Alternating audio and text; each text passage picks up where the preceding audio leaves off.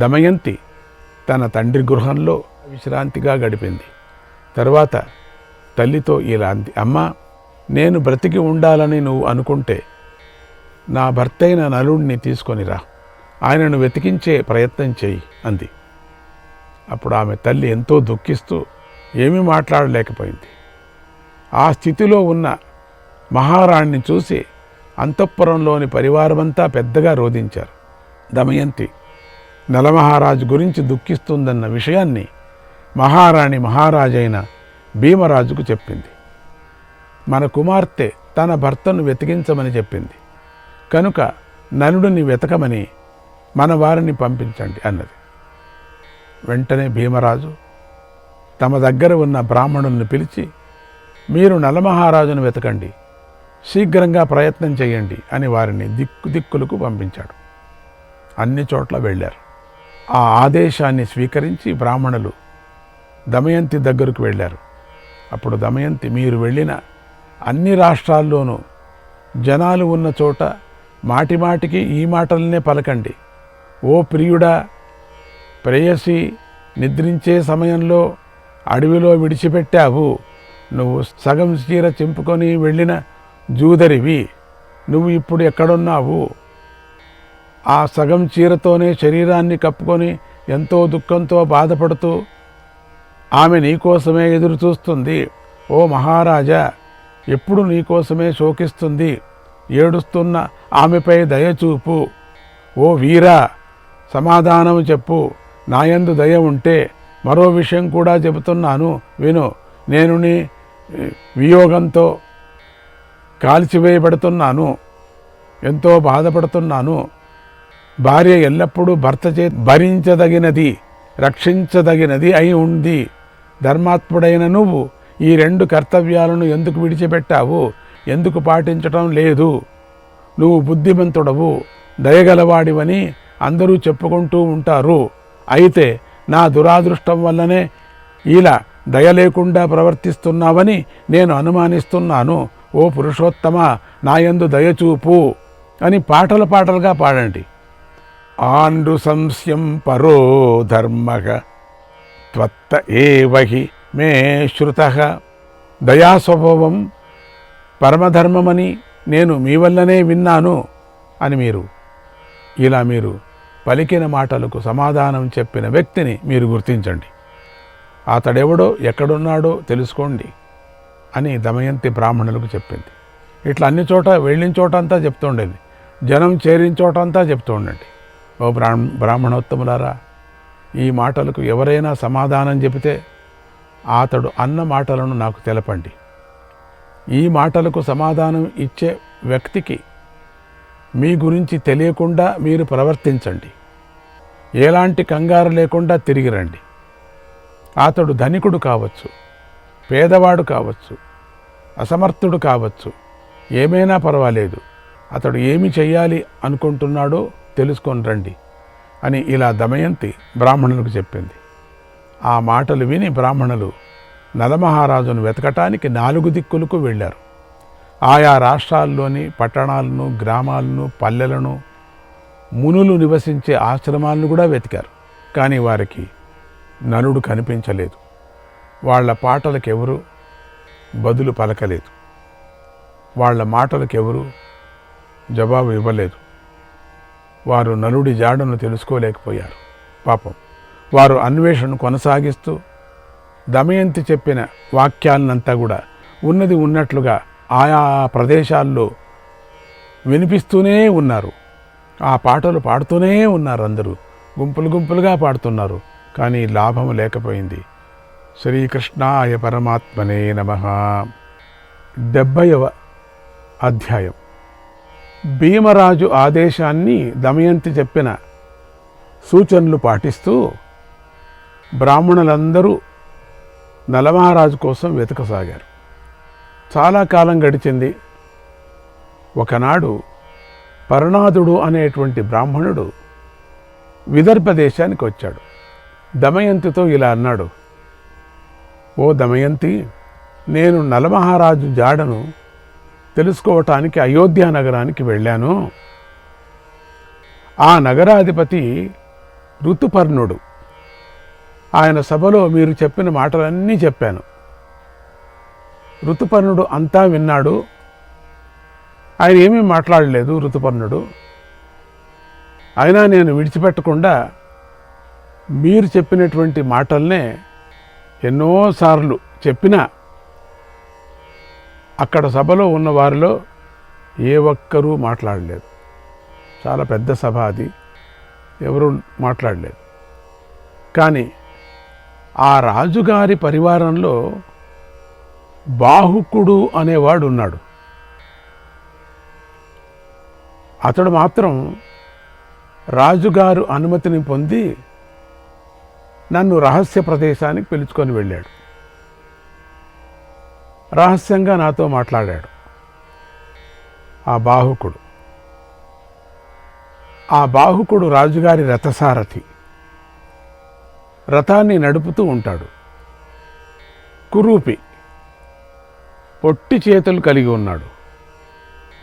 రథాలను అతివేగంగా నడపడంలో అతడు చాలా నేర్పు గలవాడు అని చెప్పుకుంటున్నారు. అలాగే వంటలు కూడా బ్రహ్మాండంగా వండుతాడు. చాలా ప్రసిద్ధి వంటలు బాహుకుడి వంట అంటే. మహారాజు గారు కూడా ఆ వంట తీసుకుంటారట. అంత అద్భుతంగా వంటలు, అన్ని రుచులు, షడ్రుచులు, అద్భుతమైనటువంటి వంట ఆయన వండుతుంటే ఎన్నో యోజనాల వరకు వాసన వస్తుందట. ఆ ఊరు వాళ్ళందరూ కూడా ఆ వంట చాలా ప్రసిద్ధి అని, మనం భీమపాకం అన్నట్టుగా భీమసేనుడు కూడా చాలా బాగా వంట చేస్తాడని చెప్పుకున్నాం కదా. ఇంక ముందు కూడా చేస్తాడు వంట. అందుకని అదే విధమైనటువంటి ఈ బాహుకుడు కూడా అదే విధంగా వంట వండుతాడు అని, క్షణాల్లో వంట వండి పెడతాడు అనేది కూడా ఒక ప్రసిద్ధి. ఆ బాహుకుడు నా మాటలను విని అనేక సార్లు బాధపడ్డాడు. ఎందుకో ఏడ్చాడు, బాధపడ్డాడు, మొత్తుకున్నాడు, కింద పడ్డాడు, పైకి లేచాడు, మాటి మాటికి ఏడ్చాడు. క్షేమ సమాచారాలను అడిగి తెలుసుకొని నాతో ఇలా అన్నాడు. వైషమ్యమపి సంప్రాప్తాగా గోపాయంతి కులశ్రియః ఆత్మానమాత్మనా సత్యః. భర్త ఎడబాటు కలిగిన ఉత్తమ స్త్రీలు ఎప్పుడూ కోపించరు. సత్ప్రవర్తనను తమ ప్రాణాలకు కవచంగా చేసుకుంటారు. అంటే మంచి ప్రవర్తనతో నడుచుకుంటూ తమను తాము రక్షించుకుంటూ ఉంటారు. ఎట్లా పడితే అట్లా ఉండరు, ఎవరికి పడితే వాళ్ళకి చెప్పరు. అసలు మహారహస్యం రక్షించుకుంటారు కుల స్త్రీలు. సకల సుఖాలను కోల్పోయి కష్టాలు పడుతున్న భర్త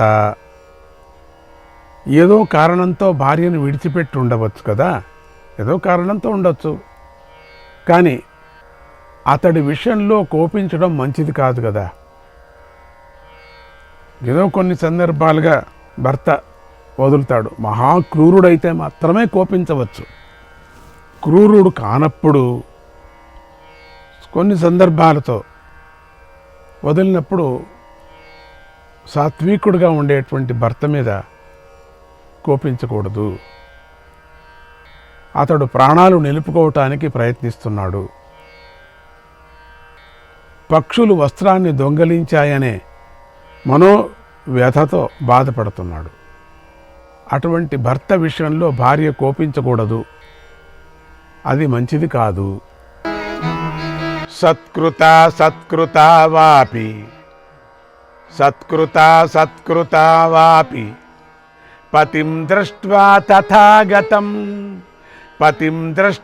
తథాగతం భ్రష్టరాజ్యం శ్రియాహీనం క్షుదితం వ్యసనాప్లుతం. భర్త తనను గౌరవించినా గౌరవించకపోయినా, రాజ్యభ్రష్టుడైనా దరిద్రుడైనా ఆర్తుడైన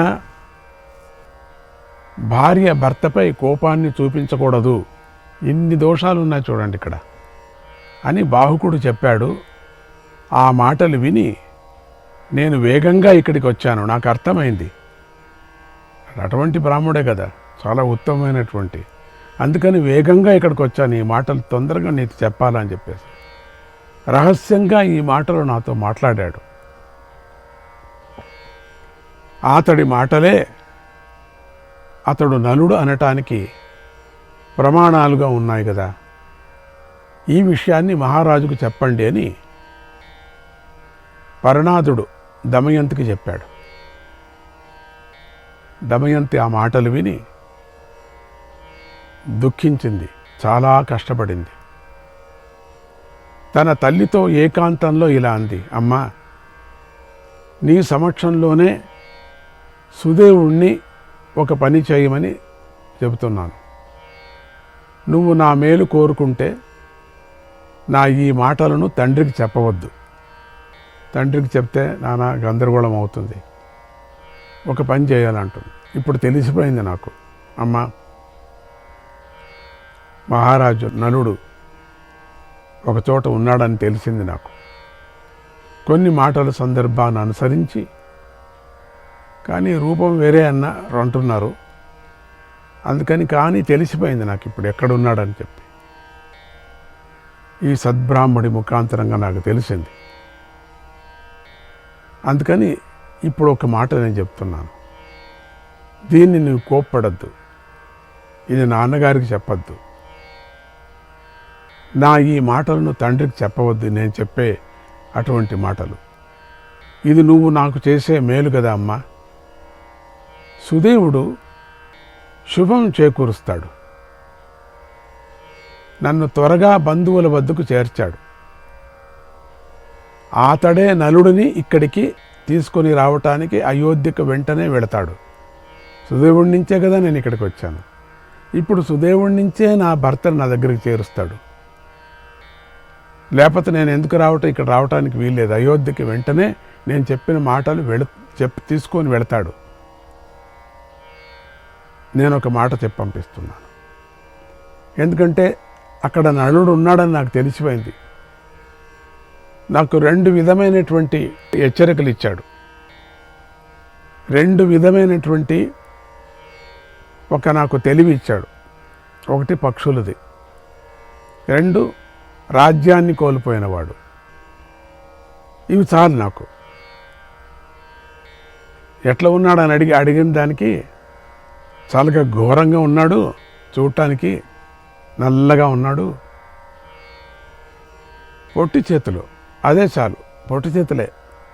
2వది అశ్వసారథి, రథసారథి వేరే, అశ్వాల గురించి బాగా తెలిసినవాడు. మాట్లాడుతున్నప్పుడే కొన్ని అశ్వాల దగ్గరికి వచ్చి ఆయన చుట్టూ నిల్చున్నాయట. అంటే అశ్వహృదయాన్ని తెలిసినవాడు అని బాగా. దీంతటితో నాకు ఇంకా నలుడే అని తెలిసిపోయింది నాకు అని అంటూ ఒక దమయంతి ఈ ఒక ఉపాయాన్ని చెప్పింది. ఇంతలో పరనాథుడు విశ్రాంతి తీసుకొని మళ్ళీ దమయంతి దగ్గరికి వచ్చాడు. దమయంతి పరనాథుడికి ఎంతో ధనాన్ని ఇచ్చి సత్కరించి గౌరవించి పూజించింది. ఈ విచారాన్ని తీసుకొచ్చాడని చెప్పేసి దీంట్లో 2 పని చేశారు. అట్లా ఉండని నలమహారాజు ఇక్కడికి వస్తే మళ్ళీ మీకు మరింత ధనాన్ని ఇస్తాను, అతి త్వరలో నా భర్తను కలిసేటట్లుగా ఎవరూ చేయలేనంత మేలును మీరు నాకు చేశారు.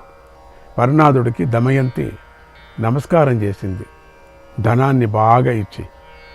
పరనాథుడు ఆమెను దీవించి, ఎటు తిరిగి ఆయన పెద్ద ఆయన బ్రాహ్మడు దీవించి తన ఇంటికి వెళ్ళాడు. తరువాత దుఃఖంతో బాధపడుతున్నటువంటి దమయంతి తల్లి దగ్గరకు వచ్చి సుదేవుణ్ణి పిలిచి ఇలా అంది, ఓ సుదేవా, నువ్వు స్వేచ్ఛగా ఎగిరే పక్షిలాగా అతి త్వరగా అయోధ్యకు వెళ్ళు. ఋతుపర్ణ మహారాజుతో ఈ మాటలు చెప్పు. ఋతుపర్ణ మహారాజు ఎప్పటి నుంచో ఇక్కడికి రావాలని ఉన్నాడు. ఈ మాట చెప్పును. దమయంతికి మళ్ళీ స్వయంవరం జరుగుతుంది. రాజులు రాజపుత్రులందరూ విదర్భకు వెడుతున్నారు. రేపే పెళ్ళి జరుగుతుంది. మీరు వెళ్ళాలనుకుంటే శీఘ్రంగా అక్కడికి వెళ్ళండి అని చెప్పు. అంతే చాలు. ఎందుకంటే ఆ సమయంలో ఋతుపర్ణుడు ఆ స్వయంవర సందర్భంలో వచ్చాడు అక్కడికి. అందుకని నా మీద ఎక్కువ ఎప్పటికీ కన్నుంది, ఆశపడుతూ ఉంటాడు. ఇప్పుడు రెండో పెళ్ళి స్వయంవరం మళ్ళీ ఏర్పాటు చేశారు భీమరాజు అని చెప్పు చాలంతే. శ్రీకృష్ణాయ పరమాత్మనే నమః.